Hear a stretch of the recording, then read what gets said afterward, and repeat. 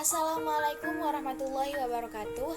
Saya Indah Amelia Putri Panisa dari Tadris Biologi A dengan NIM 2008106017. Di sini saya akan sedikit membahas tentang ayat-ayat Makkiyah dan Madaniyah.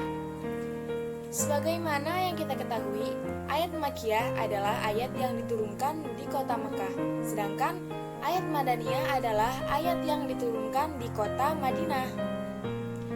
Namun, itu baru definisi secara global. Jika ditelusuri lagi, ayat Makkiyah dan Madaniyah dibedakan oleh 3 faktor. Yang pertama adalah faktor tempat, kedua waktu, dan ketiga adalah faktor objek. Yang pertama, faktor tempat. Sudah jelas kan, ayat Makkiyah diturunkan di Mekah, sedangkan Madaniyah diturunkan di Madinah. Yang kedua adalah waktu. Ayat Makkiyah diturunkan sebelum Rasulullah SAW hijrah ke Madinah, sedangkan ayat Madaniyah diturunkan sesudah Rasulullah SAW hijrah ke Madinah. Nah, untuk cara membedakan yang mana ayat Makkiyah dan ayat Madaniyah, ulama terdahulu menggunakan 2 cara. Yang pertama adalah naqil asyimai dan yang kedua adalah qiyas ijtihadi. Naqil asyimai adalah cara pengriwayatan yang dilakukan oleh para sahabat pada saat Rasulullah SAW menyampaikan wahyu tersebut. Sedangkan qiyas ijtihadi adalah dengan cara pengamatan, mengamati ayat tersebut apakah terdapat ciri-ciri dari ayat Makkiyah atau Madaniyah. Apabila terdapat ciri-ciri dari Makkiyah, maka sudah jelas ayat itu merupakan ayat Makkiyah. Sedangkan apabila ayat tersebut memiliki ciri-ciri ayat Madaniyah, sudah pasti ayat itu adalah ayat Madaniyah. Nah, ciri-ciri dari ayat Makkiyah dan Madaniyah itu apa saja sih? Ciri-ciri dari ayat Makkiyah antara lain adalah yang pertama, memiliki ayat yang pendek. Ayat dalam surah Makkiyah itu pendek-pendek ya, contohnya seperti juz 30 dan juz 29. Biasanya ayat-ayat Makkiyah ini terpotong-potong atau at-tahaji.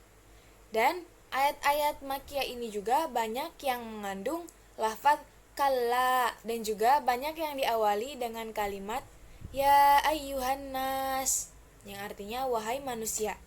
Mengapa wahai manusia, tidak wahai orang-orang yang beriman? Karena saat itu penduduk Mekah belum memeluk agama Islam. Ayat-ayat Makkiyah ini banyak yang membahas tentang cerita-cerita atau kisah-kisah Nabi terdahulu. Yang selanjutnya, di ayat Makkiyah ini seringkali ditemukan ayat sajadah.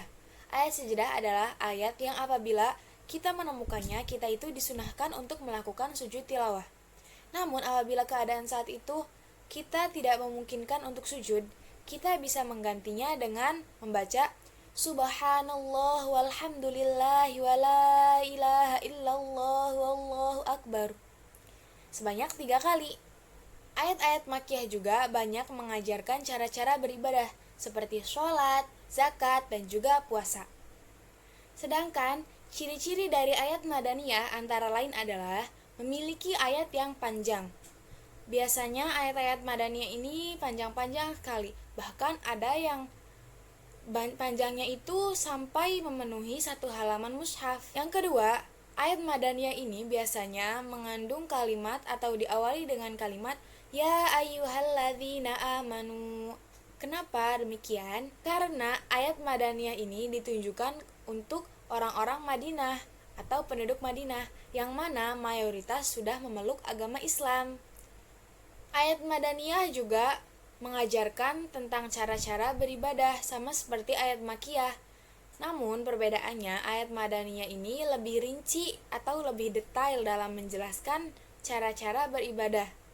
Ayat Madaniyah juga menjelaskan tentang muamalah, akad jual beli, dan juga ilmu faraid.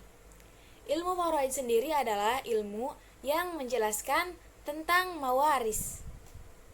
Cukup sekian yang bisa saya sampaikan. Kurang lebihnya mohon maaf dan semoga bermanfaat. Wassalamualaikum warahmatullahi wabarakatuh.